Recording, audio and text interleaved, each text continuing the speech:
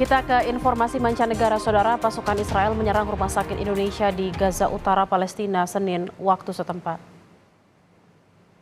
Menurut Direktur Rumah Sakit Indonesia di Gaza, serangan pasukan Israel menyasar lantai 2 dan 3 gedung rumah sakit. Ada sekitar 40 pasien yang tengah dirawat di sana. Informasi terakhir yang kami himpun dari sukarelawan Mercy di Gaza, Rumah Sakit Indonesia sudah dikepung pasukan Israel sejak 5 Oktober 2024. The Indonesian hospital exposed to attack by the Israeli forces, and they attacked the second and third floor. Now we have 40 patients, 30 of them they are injured patients.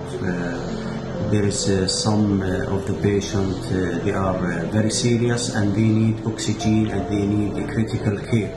So the light, electricity is off since midnight, and the medical staff they cannot make the generator on because of a lot of attack and a lot of danger.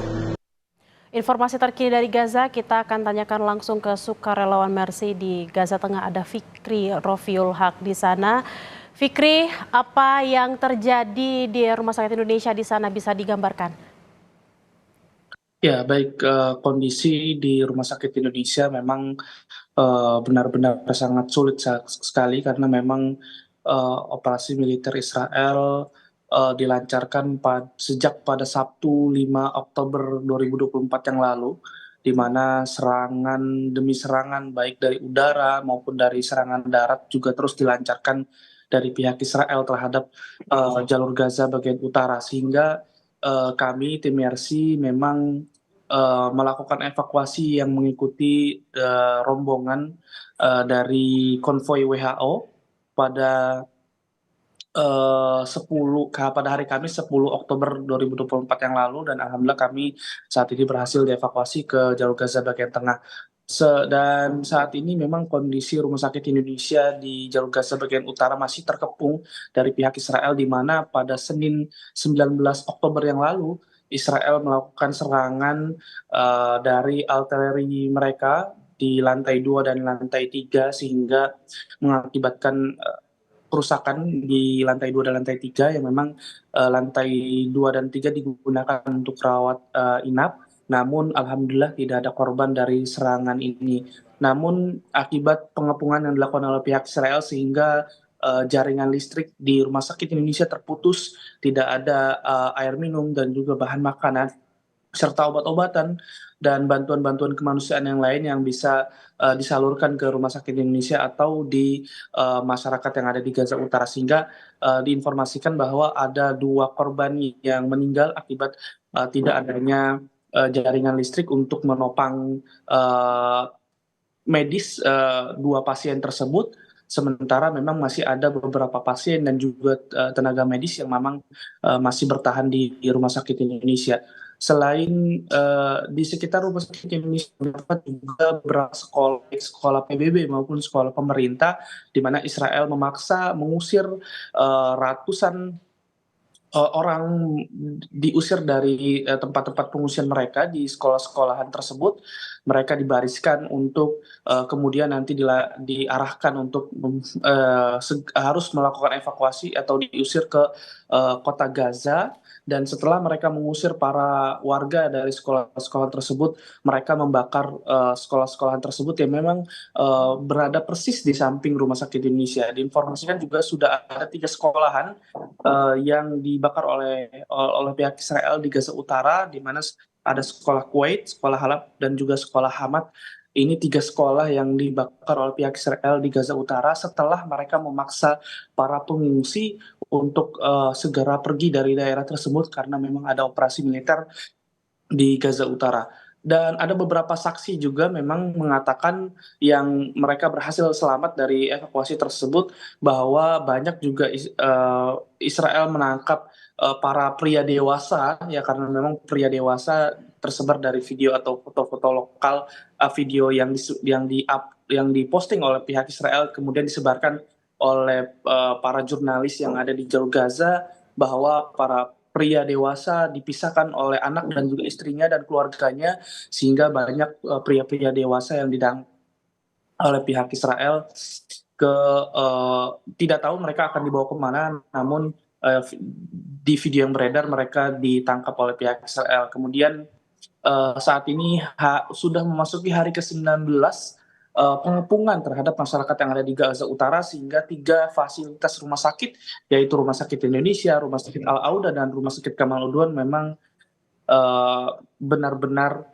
kondisinya sangat sulit sekali, kekurangan bahan logistik, obat-obatan, dan juga kekurangan tenaga medis di Gaza Utara.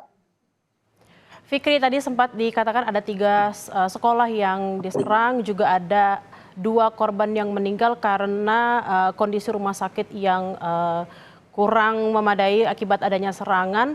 Lalu kondisi pasien yang lain seperti apa, Fikri? Lalu apakah sudah ada rencana untuk mengevakuasi mereka jika memang listrik dan pasokan air serta makanan dan obat-obatan belum juga tiba?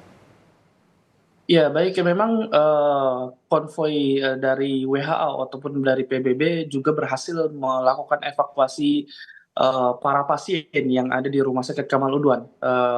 Sudah beberapa kali mereka berhasil mengevakuasi para pasien yang memang membutuhkan penanganan atau penanganan darurat atau tenaga medis yang segera, di mana para pasien tersebut kemudian selanjutnya ditempatkan di Rumah Sakit Ashifa yang ada di kota Gaza, yang memang beberapa bulan lalu Rumah Sakit Ashifa juga kembali beroperasi walaupun tidak maksimal atau tidak optimal, karena memang masih banyaknya bangunan-bangunan yang mengalami kerusakan yang harus mendapati renovasi besar-besaran, dan hanya beberapa departemen saja yang dibuka oleh Rumah Sakit Ashifa. Dan sementara untuk pasien-pasien yang masih tersisa di 3 rumah sakit atau 3 fasilitas kesehatan tersebut yang ada di Gaza Utara, kondisinya benar-benar sangat sulit. Bahkan bisa dikatakan Rumah Sakit Indonesia hampir tidak benar-benar beroperasi karena memang tidak menerima pasien lagi, karena tenaga medis pun sangat sulit untuk menjangkau para korban-korban yang ada di kamp pengungsian Jabalia maupun di kota Beit Lahia ataupun di daerah-daerah sekitarnya yang ada di Gaza Utara, sehingga sebenarnya masih banyak warga yang terjebak akibat operasi militer darat yang dilakukan oleh pihak Israel di Gaza Utara, dan masih banyak korban juga yang di bawah runtuhan masih belum bisa dievakuasi oleh pertahanan sipil karena mengingat kondisi yang masih sangat buruk. Dan beberapa waktu lalu karena kekurangan obat-obatan atau tidak adanya fasilitas kesehatan yang benar-benar berfungsi di Rumah Sakit Indonesia, sehingga ada salah satu pasien yang terpaksa harus kakinya diamputasi karena memang tidak ada pengobatan atau penanganan yang lebih lanjut atau penanganan lebih intens terhadap mereka. Ini dikarenakan memang pengepungan yang dilakukan oleh pihak Israel, sehingga tidak ada obat-obatan yang masuk ke jalur Gaza bagian utara atau bantuan-bantuan kemanusiaan lainnya seperti makanan dan juga air bersih. Baik, terima kasih Rifki Rofiul Haq, sukarelawan Mercy langsung dari Gaza. Kami akan terus menantikan informasi dari Anda, seperti apa update informasi dari sana. Terima kasih Rifki dan semoga selalu sehat. Saudara, seorang perawat di Rumah Sakit Indonesia di Gaza Utara mengirimkan pesan suara mengenai kondisi terkini Rumah Sakit Indonesia di Gaza. Video ini diunggah di akun media sosial sukarelawan Mercy, Fikri Rofiul Haq dan Mercy Indonesia. We are so tired. We are so tired. I can't explain how we are tired. The water is empty in the hospital. And the food maybe in for 2 days 2 patients will die, and maybe tomorrow another 2 maybe die. We don't have water. We contact with the Israeli force to let us charge water to the tank, but they don't accept until now, and we don't know what will happen tomorrow. The situation is very, very, very bad. Every people count on me to save them and give food to them, and secure them and giving medication. I can't do every that by myself and by 2 doctors. 3 people or 4 people manage a big hospital like Indonesian.